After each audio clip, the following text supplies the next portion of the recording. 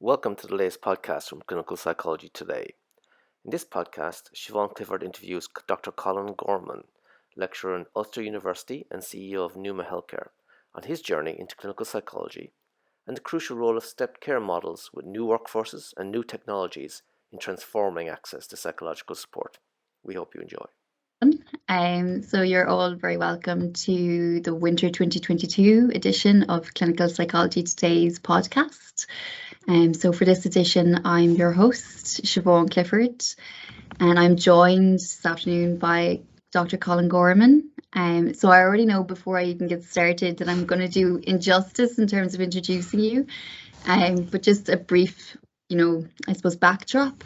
So Colin is qualified as a clinical psychologist, has been working for many years in the mental health services across many different sectors. Currently is also lecturing in clinical psychology with Ulster University and is newly CEO of a new service within Northern Ireland, so Numa Healthcare. So you're very welcome, Colin. Thank you for joining me. Thank you, Siobhan. Good to see you. Yeah. So I suppose just to get started, Colin, taking you way back, why clinical psychology to begin with? That seems like a long time ago that those decisions were made. But I think originally I went into psychology expecting to do sports psychology. I was interested in sport. I suppose a lot of people go into psychology, they're not sure what else they're interested in, but psychology seemed like an interesting thing to study. So I didn't have a passion for anything else. I went into psychology kind of with an open mind, but as I said, kind of was interested in sport. So I studied at Ulster University, and in third year we did a placement option. I couldn't get a sports psychology placement, so I went on a kind of health psychology placement. And that turned out to be the National Spinal Injury Centre in England, Stoke Mandeville Hospital in England. And I went there, and on one hand, it was probably one of the most difficult experiences of my life, but probably one of the most eye-opening experiences of my life. So I went there, and I suppose what I saw was, I think I was probably about 19 or 20 at the time, and I saw a lot of young men who had been playing sports, young men who had been driving their cars or their motorbikes, or just out and about, and 1 minute they were perfectly healthy, and the next minute they were paralysed from the waist down and from the neck down, and I was blown away. It just, I was turned upside down by it, and I have to say initially I found it very, very difficult. But actually the process there of working with a psychologist and watching the work that a psychologist did, and the clinical psychologist there was a guy named Paul Kennedy, and actually seeing people manage to come through that, and for some people not only just to survive it and to get back to a normal life, but some people who actually were able to grow from it, and kind of, I suppose, what I later know as post-traumatic growth, that some people would have described their lives as better than it was before, 5 or 6 years after that happened, and I was just, that was it. When I seen the power of that, of how a psychologist supported someone in changing their lives for the better, I thought, there's nothing more that I can see that I would want to do with my life than that. So that placement, I come back, and then I thought, right, mental health is what I want to do, and then I just kept picking up experiences from that stage. Yeah. Wow. So it sounds like that one placement had such a significant impact, really. Yeah, that one psychologist kind of pointed my life in a direction that I never expected it to go, and having seen, the impact that made on the clients and the patients that he worked with, made me think, wow, it was a wow moment in my life. And as I said, I don't think there's anything more worthy than looking after and helping those people who are most in need in our society, those who are most struggling, those who are most finding life most difficult. The idea of being able to do something that makes someone's life a little bit easier, a little bit more livable, and actually sometimes being able to help a person to, get things from life that they would never have expected. Yeah, that was the wow for me, and it hasn't been all wow since. Mm. but but yeah, that's the point where I thought, no, this is what I want to do with my life, and I really feel privileged that I do, and I've been doing this the last who knows how many years. Yeah. Yeah. And, throughout your experience and over those many years, I'm sure there's been many highlights or even lowlights in all of that. Yeah, there's been a lot of learning, isn't that what we Yeah. say? There's been, there's been some moments that have been really, really rewarding. And I kind of, when I'm talking to students, you talk about the wee golden nuggets that you find along the way, the experiences, the connections you have with people, and you see that difference. You see life changing, you see something happen. But I also kind of remind people that it's not all gold nuggets. It's not all. People think that. I think when you go into this, you think that all therapies end in sipping champagne and high fives as the clients go out the door, and that's not the way. It's not the way for the vast majority. Vast majority of people start to get better, and actually they don't need you, and they drift away. And as a psychologist, you don't really know where they are and how they've done, and whether they've continued to get better or whether they've moved on or the same or they've dropped. Most of what we do is left sort of, there's something maybe unfulfilling about it a lot. You're just not sure. We don't know. But actually, every now and then you will get something that's a little bit more, you really can see the change. You can really see the progress. And those are the moments that you kind of, you do it for, that you see, this is it. This is why I'm in this area. So yeah, so lots of highs, but it takes a lot of hard work to get you there. It's a lot of hard work. Yeah. Yeah. And that kind of lack of knowing or that kind of sense of unfulfillment, have you found ways to manage that, or things have been helpful in navigating that? I think you kind of get used to it. Yes, I think you kind of get used to the unknown of where people went. There's probably something in that. It's you change your perspective. I think you go into it often thinking that you can change people, and that that the more you train, you'll get to a place where you can almost cure everybody, or you'll have tools to be. People talk about building up their toolbox, but I think you do after a while get used to actually that's not the way, and we don't change people. We give them an invitation to change. We have resources and tools and perspectives and ways of seeing the world that can be really, really helpful. But actually, it ultimately does come down to the client. That some clients will then be in the right time, in the right place, or needed enough to make those changes. And sometimes you're the person to help them. Sometimes you're just not a good match. Sometimes it's not the right time. Sometimes it's not the right place. And you kind of just get used to those things that actually we always do our best, but actually you come to that acceptance that actually it's not me. I just have to be here and bring as much of myself and my knowledge and skills as I can, but I can't change people. And probably one of the hardest lessons I learned, I suppose I worked in the psychosexual service, working with adult survivors of childhood sexual abuse. And one of the things you get used to is when people aren't ready, having to say, I don't think you're ready. I think you may have to take a step back from this, and maybe at another time when you need it, or take another approach, or work in another way with a different person. But this isn't working for us. And that's really, really difficult. But actually, it's necessary sometimes, because therapy is difficult. Therapy is not, people have an idea that therapy is going along and being able to offload and all the unconditional positive regard and people make you feel better. But that's not my idea of therapy. Therapy is hard work. Therapy is, for a therapist, bringing people to places that they really don't want to go and doing it in a safe way, of course. So therapy's hard and not everybody's ready for it and not everybody's the right time. So it's kind of getting used to that bit, and I think once you kind of get used to that you can only do so much. It allows you then to probably have that buffer that says, how much can I give? What's safe for me? How much work am I doing? and then the responsibilities handed over to the client in terms of them doing the work too, so.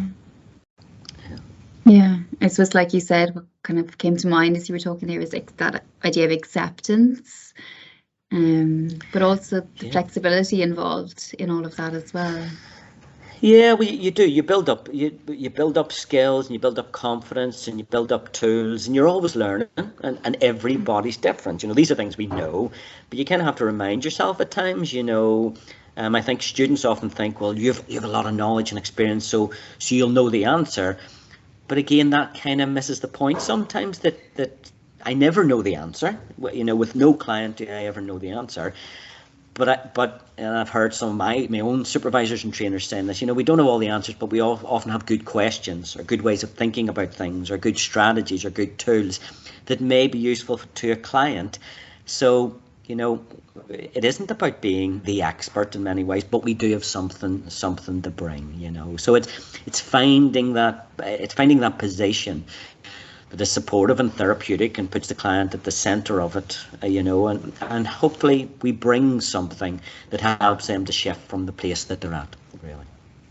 Yeah, so bringing our expertise to meet their own lived expertise in their own lives. Yes, and that's massive. If you go in thinking you're the expert in their life, how patronizing, how judging, how I'm not an expert in my own life, never mind somebody else's. I'm still getting used to who I am and what I'm about, and you still learn about yourself. So the idea of coming in and very quickly you sort of going, I know the problem and I know the solutions and I know this, that's nonsense. Of course you have something to bring. And you should bring that at the right time in the right way. But actually, the client undoubtedly, is bringing the resources and bringing the knowledge and has to bring something to that, or else it's a non-starter, Yeah. And I suppose in keeping with that flexibility and meeting each client where they're at, I know that's a big part of your new service, Numa. Yeah, kind of. It is, yeah. I suppose that has come out of a number of different things. One of the things it comes out of is that I've always been kind of surprised that many other professions like OTs and social workers and nurses do a degree and then they're out in the real world making a difference. And psychologists get their degrees and then it's, you're not really ready yet, and you do a master's and you're still not kind of ready yet, and you have to do a doctorate in order to be safe to, in some areas safe to intervene and safe to do the work.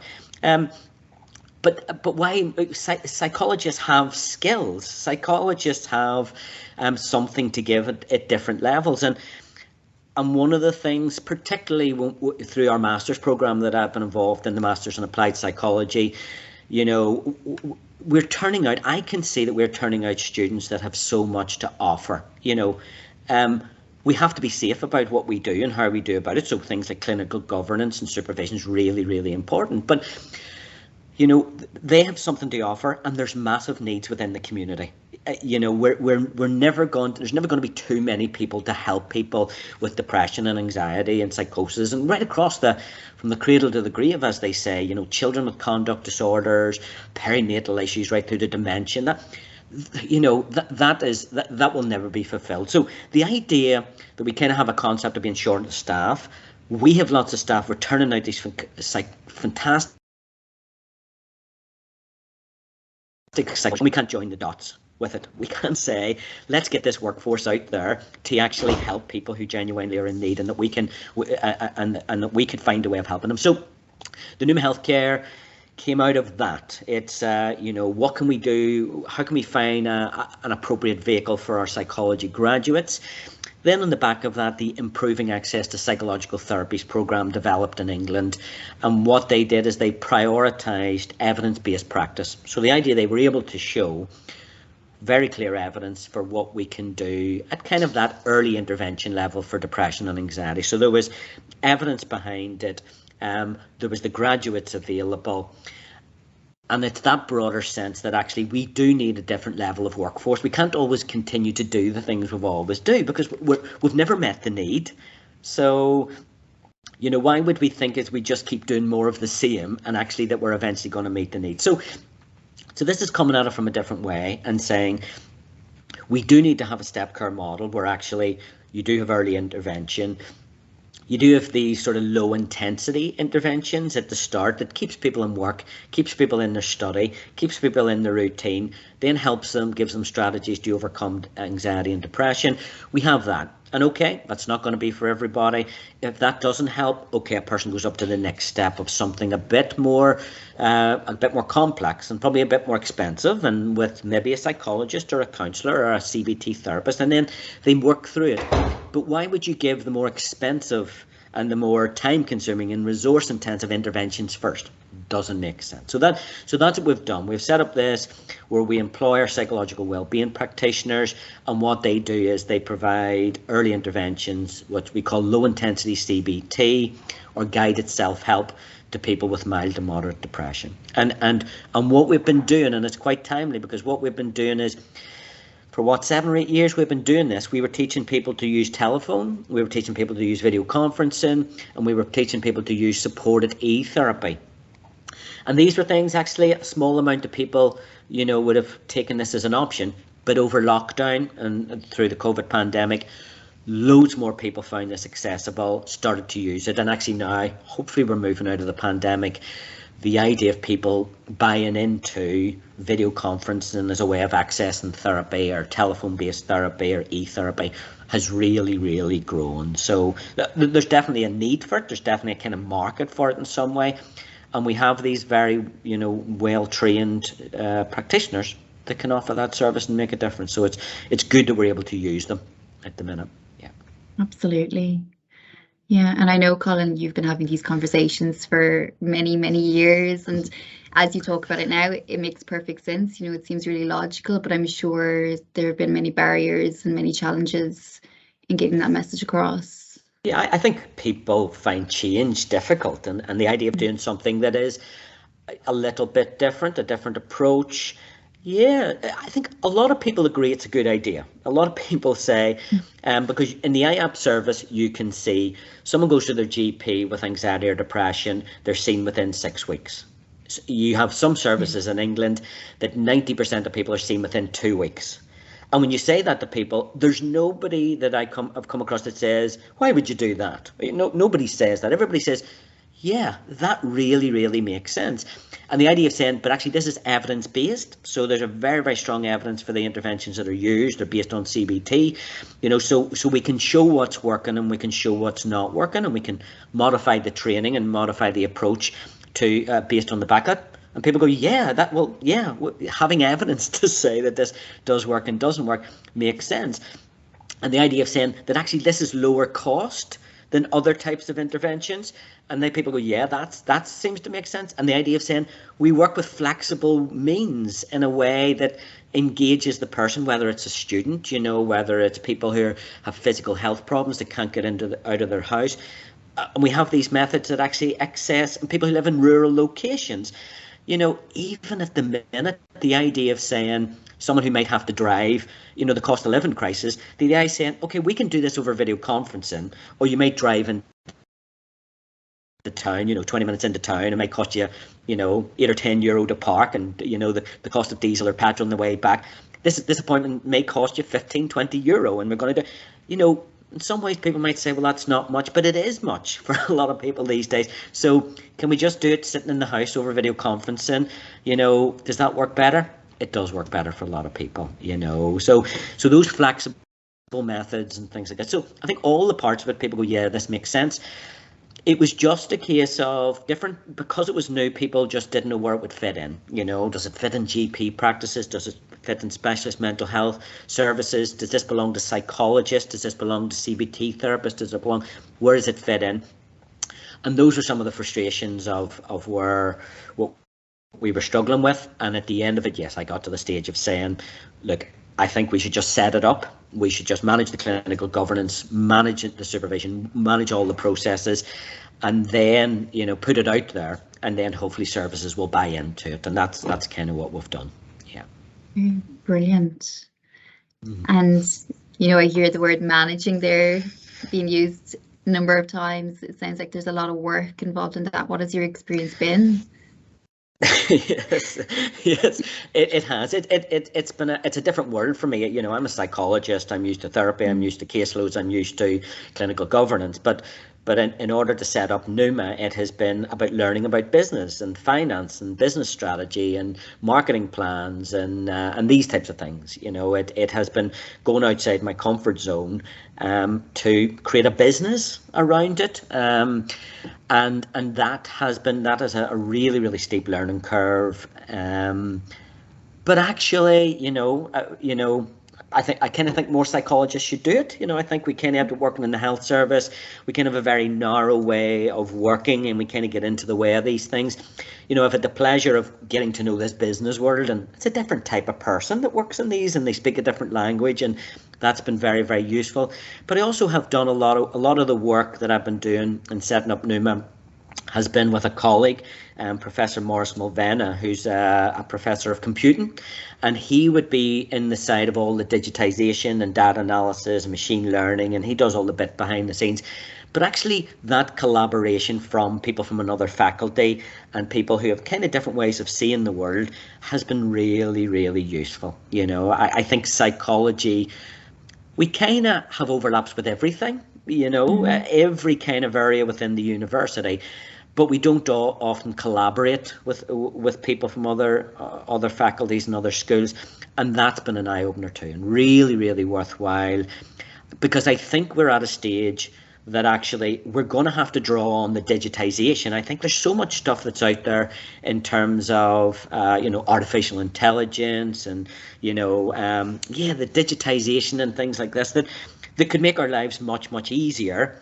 And I think if we can do that, it frees up the human side of it. It frees up, because we're always talking about that therapeutic relationship and that human connection with a client, and that's really valuable, and that's core to what we do. If we can have something that streamlines all the other stuff, that gives us more time for that human connection, then that would allow us to see more people. And so that's why I think we really need to embrace digitization, automation, machine learning, these types of things that allows us to make the human connections. And that's what we've kind of tried to do within them. Yeah. Okay. Yeah, and it's been fast-tracked, really, hasn't it, by the pandemic and, everything that has brought with it, really, as well. Yeah, it has. I think just that acceptability and accessibility of video conferencing. We before the pandemic, I think one of the services we were working with said it was probably 3% of people wanted video conferencing. In the middle of the pandemic, it was 90% of people were using video conferencing, and it will probably settle at 40 or 50%.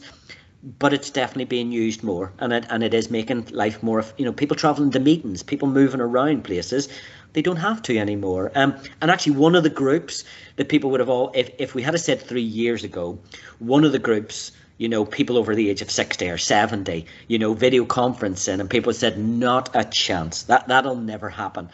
But actually, during the lockdown, that was the way people got to see their children and their grandchildren, and that's the way they started to connect.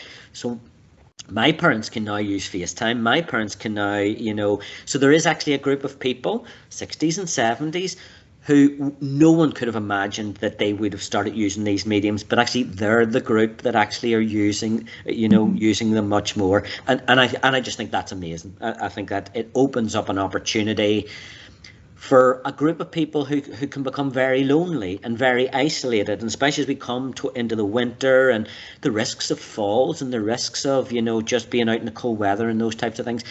Some of these things can be a real opportunity for us to start bringing people together and reaching people who become very isolated and disconnected from the community. So no, I think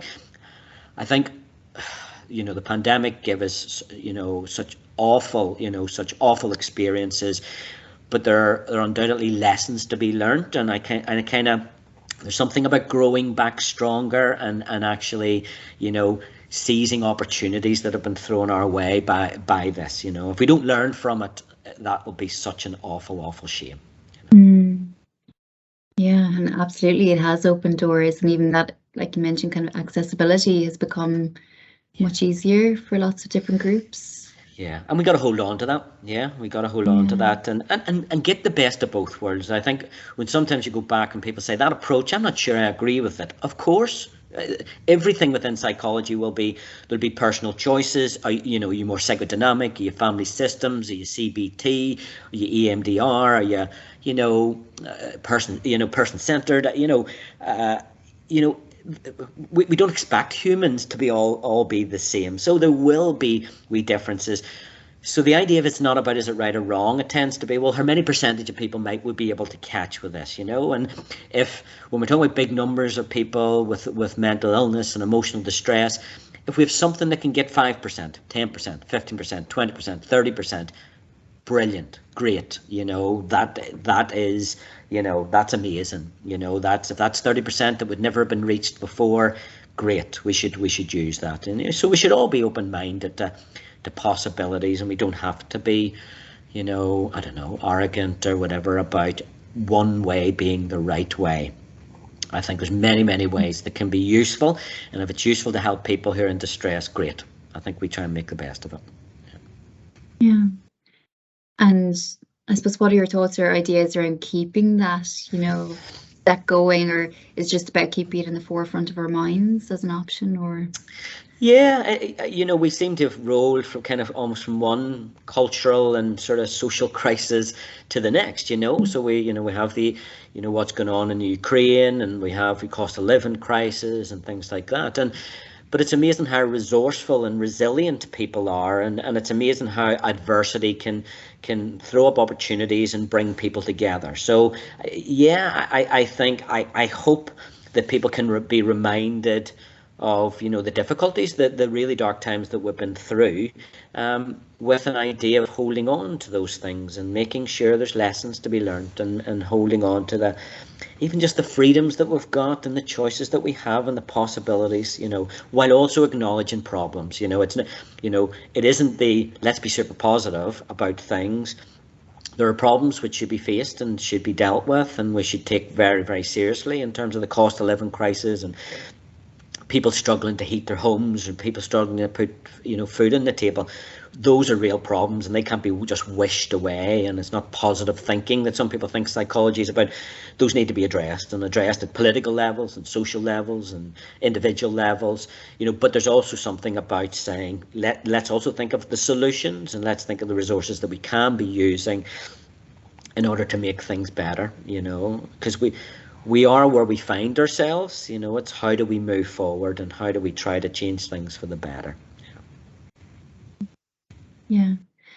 And I know you mentioned earlier that NUMA kind of sits at that lower step maybe within the IAPT, and that I know the majority of the workforce you're governing clinically would be psychological well-being practitioners. I suppose for those tuning in who mightn't be aware of what a psychological well-being practitioner is, if you can talk to that. Yeah. Or could I ask you what a psychological well-being? Surely you have some knowledge of what this, or have you blocked it out? Is this part of the trauma of being at Ulster and you blocked that bit out?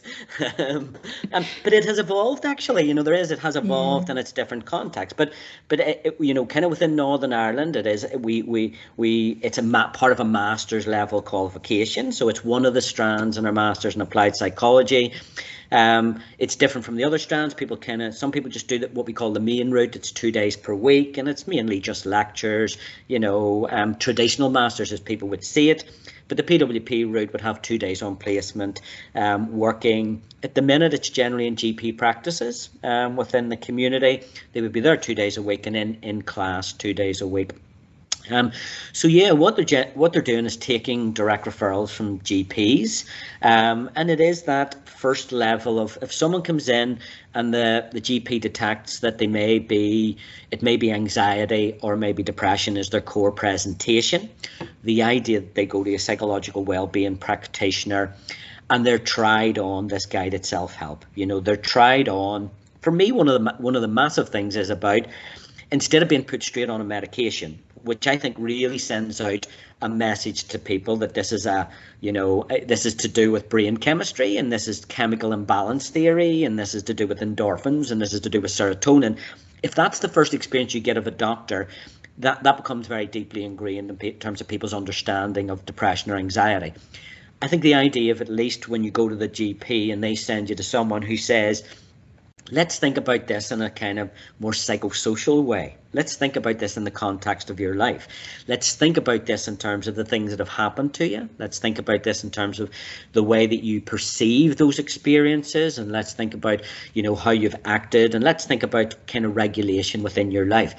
I think that formulation is just massive in helping people to take some sort of control over this. Depression is not just something that's fallen out of the sky. It may be a response to something that's happening in your life. And the same with the anxiety. And that actually, in making changes in certain areas, whether this be thoughts, feelings and behaviours, starting to make changes actually can make a massive difference in your life. So I think there's on that psychologization of people's initial experiences of what might this low mood be about. I think that's massive. So you have that. But beyond that, what our psychological well-being practitioners do is they do an initial 45-minute, psychological assessment with CBT formulation. And then what they'll do is they'll do interventions. So they'll have 6 35-minute sessions. So these are shorter sessions and less sessions than you'd usually get. But they're very much focused on CBT strategies, things like cognitive restructuring, exposure and habituation, medication management, sleep hygiene, goal setting, problem solving, these types of things, in order to try and help a person to manage their mood or get over their anxiety. So yeah, and there's a very strong evidence base to say that actually about 60% of people who are presenting with the GP with 6 by 30-minute sessions actually will fully recover. So the evidence is there to say that it's really, really beneficial. So I think for our graduates, I think it's a fantastic opportunity to get that clinical experience. Some people have got a lot of theory and understand the psychological models, but this is then an experience of sitting in front of clients, trying to, developing your assessment skills, your questioning skills, you're building relationships, building therapeutic relationships, and then the psychological formulations, and then your interventions. I think it's a fantastic experience for graduates, but I also think it just makes a big difference to people's lives, and we've got evidence to show that. Yeah, so really making use of, I suppose, the knowledge and skills that are there. Yeah, there's some amazing, some of the psychology graduates coming through. It's just amazing. A lot of them have an amazing passion for what they want to do. Really, really dedicated to mental health. But it's much more than that. The people coming through, really, really intelligent. Have fantastic skills, but also have, some of the other softer skills that we really talk about. Just really good communicational skills, interpersonal skills, problem solving skills. Those skills that do make them a great resource and a great therapist. You see people coming through, and it's just a shame when you see people like that and you go, I know how much you can offer, but actually you're at that stage where how do you make the next step? How do you get in? How do you get those experiences? How do you get the job without experience? How do you get the experience without the job? And there's so many psychologists, psychology graduates fall out of psychology. We lose really, really good people because they go down those cul-de-sacs and they don't know how to get to the next stage. And so I really, really hope we can start to build that developmental pathway for psychologists that is a bit more linear, rather than people kind of going degree, maybe a master's, and then the big bottleneck for clinical psychology or counselling psychology or even forensic. Even if you take in all those doctoral level applied psychology roles, it's still a bottleneck. It's still, what is there, 10, 20 people for every one place? That doesn't make sense. That, in a time when we're really struggling for staff and there's massive need, we need to sort that out in some way. We need to do something about that. Yeah. And I suppose in your role then, Colin, what kind of considerations have you had to make in terms of supporting, those individuals? Yeah, one of the things about, some people say the low intensity CBT or the psychological well-being practitioner training can be very, very prescriptive, and it is to a degree. So it's, it's quite manualized in some way. But I think that's really, really useful because that's part of the clinical governance, that actually there's a certain type of client that's suitable for it. And if people have risks involved and child protection issues and things like that, they wouldn't be suitable for low intensity. They would need a multidisciplinary team. They need something else. So there is the very, very prescriptive way of doing it. So people, there's a screening process that has to happen first to make sure they're getting the right people. But also within the model, there is a very prescriptive supervision processes. So there's two types of supervision. One is case management supervision, and that happens for half an hour every week. So when a person's got a full caseload, they're meeting with their supervisor who's helping them to make those decisions about appropriate clients and those who aren't appropriate, and how you move people on and step them up and move them to other services, or what you do with them. So there's a very focused way of doing that clinical case management that happens on a weekly basis. And we also have a second type of supervision that's clinical skills supervision. So that's the kind of supervision that really helps to develop the skills of the psychological wellbeing practitioner, and that would happen usually maybe for an hour every fortnight on top of your case management supervision. And it's really about getting into the nuts and bolts of how the PWP is doing the cognitive restructuring, is doing the exposure and habituation, is carrying out the assessment. So it looks in fine detail of how these things are being done. And I think when you have that, and you have the services around it that are very, very clear in terms of who's appropriate and who's not, and should there be risks develop, that there's clear pathways in terms of what happens next. I think when that happens, it's best for the client, it's best for the PWP, it's best for the supervisor, and that's the way it should be. Yeah, so lots of structures, lots of supports in place, really. It is, and that's kind of what we've had to do with NUMA, because we've seen people employ PWPs, but actually they don't build. I think there's another part of it actually is really, really important in the efficiency of it. So people, say it is a much more efficient way of working, and we say, well, the 30 to 35 minute sessions and the 6 sessions, that means you get into more people over less time. But a couple of other things that are really, really important in that. Yes, so there's the clinical governance around it. But the other is what they have in England is the kind of digitisation around it that I was talking. So they have systems that manage the onboarding of clients. They help to manage the analysis of people through. There are psychometrics that are carried out in every session. So this is monitoring, whether a person's getting better or whether they're deteriorating. Within every session, there's a risk assessment being carried out. So if the person's risk is increasing, there's red flags. And I said these red flags aren't left to the PWP.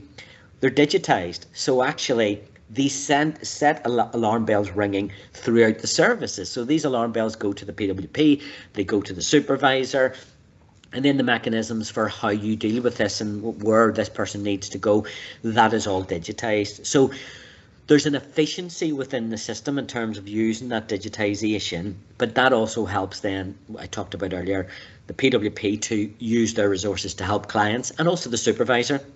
So what you have is, within supervision, the important information that's needed for every supervision session is generated automatically for the supervisor. So the supervisee isn't always having to go back and write up notes and things like that, because it's all in the system and it's meant to manage that sort of therapeutic process. So yeah, I think it's building something around it that is about governance, but is also about the digitisation and efficiency, which allows us to maximise the value that's got, from the PWPs and where they sit within the step care model. Yeah. So wonderful. So really, I suppose, lifting a lot of those kind of additional admin duties that obviously, often take up a lot of our time. It is, yeah, isn't it? It's very time consuming, writing up notes and that. And the way that the low intensity is about the people will complete the essential notes within the session. There may be some things they need to do outside the session, but because it's guided self-help, they're working collaboratively with the client, and the notes that are generated are taken by both of them. So you don't need to go out and repeat notes. That actually the session is contained within that 30 to 35 minutes. And that's it, So it allows you to spend more time seeing more people, essentially. Yeah. Great. And I suppose where we're at right now, Colin, what you see are the next steps in terms of these conversations and NUMA as a service? Yeah,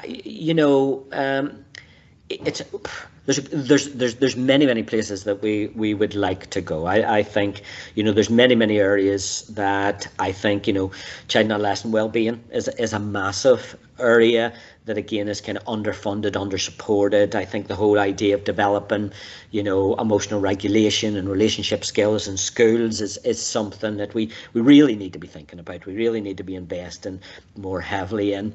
I think that I think carers, I think I think people with physical health conditions. There's many other kind of clinical populations that could do with these skills and these resources.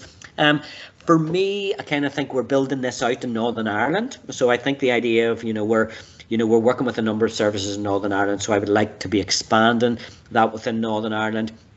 But I also say, because we're based in Derry and we do a lot of cross-border work, I see sort of natural progressions in terms of moving it cross-border. We talk about people travelling in from Donegal. They don't have to. It can be done over telephone. So people in some of the rural areas can access this treatment, and the border shouldn't be an issue. So the idea of expanding it out, throughout Ireland.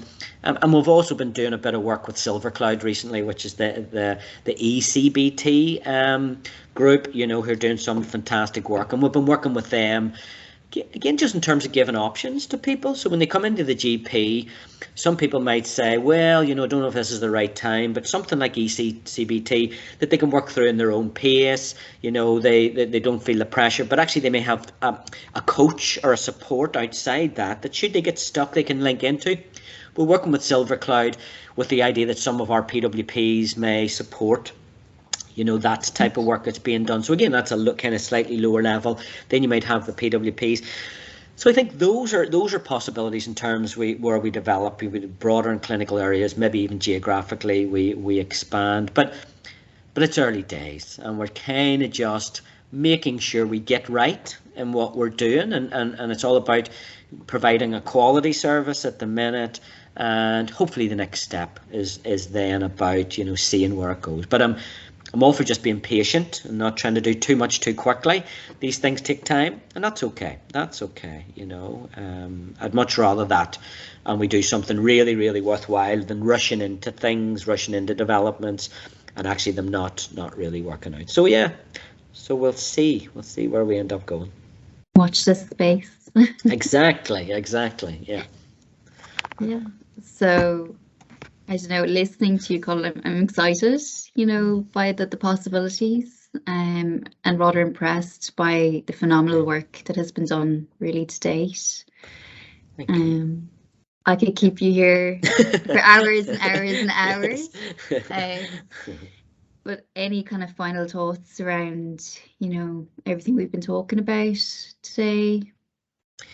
No, I think there's just something about getting back to, people always talk about having parity between mental illness and physical illness, and some of the core issues about destigmatizing people seeking help, and people being able, making our societies a bit more emotionally literate and a bit more compassionate, and sort of accepting of the struggles that people face, and destigmatizing the idea of looking for help.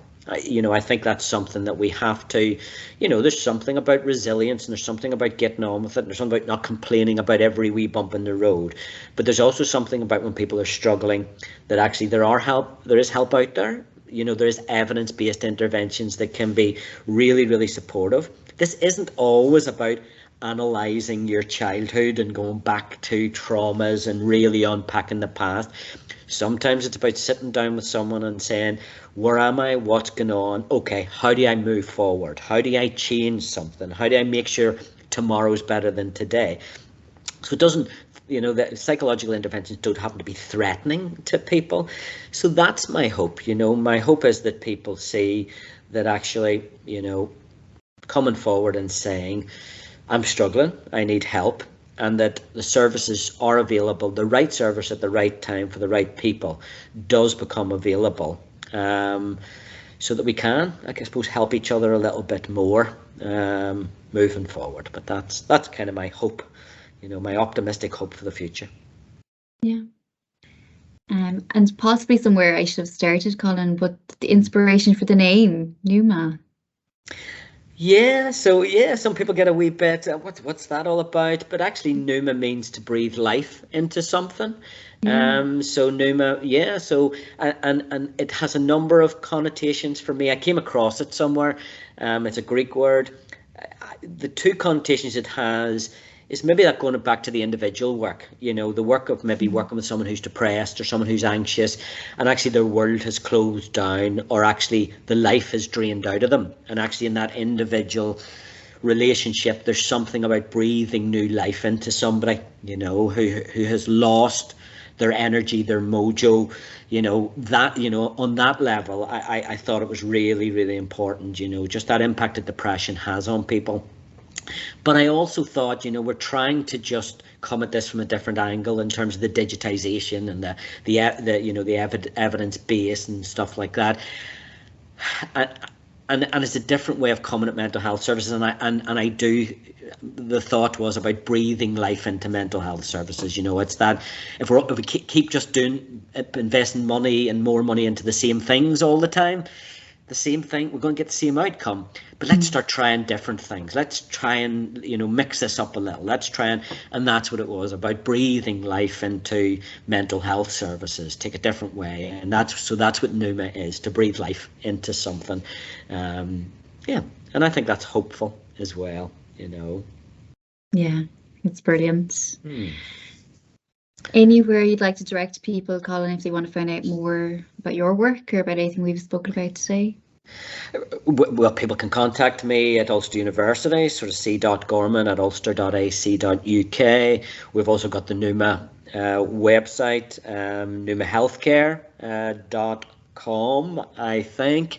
If you put if you Google Numa Healthcare, you'll find us, and it can always be, you can always get me through that. But it'll be lovely to hear from people, people who are interested in this area and maybe interested in the PWP route and what we're doing and how we're going about it. Yeah, people can very easily get me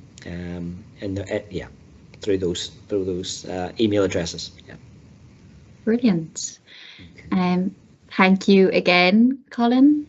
You're talking about breathing life into things. I think even just from our conversation this afternoon, I re-energized, I suppose, in our work. And I think it's important to take time to do that, even working within this profession. Yes. So, but thank you for giving me a little bit of time. It's lovely to see you, and it's lovely to see one of our graduates going off and still being interested. You haven't gone and forgotten about us, you still remember us and what we're about, and it's been part of your journey, and it's been great for us, that people do have experience of the course and go out and do still remember a positive experience of that. So no, it's been a pleasure to see you again and to be able to have a chat, and yeah, it's nice that you're thinking of us too. It's lovely. Absolutely. Thanks, Colin. Well, good to see you. You've been listening to the podcast from Clinical Psychology Today. To find out about future podcasts or to receive the journal free of charge, email us at clinicalpsychologytoday@gmail.com. Thank you for listening, and goodbye.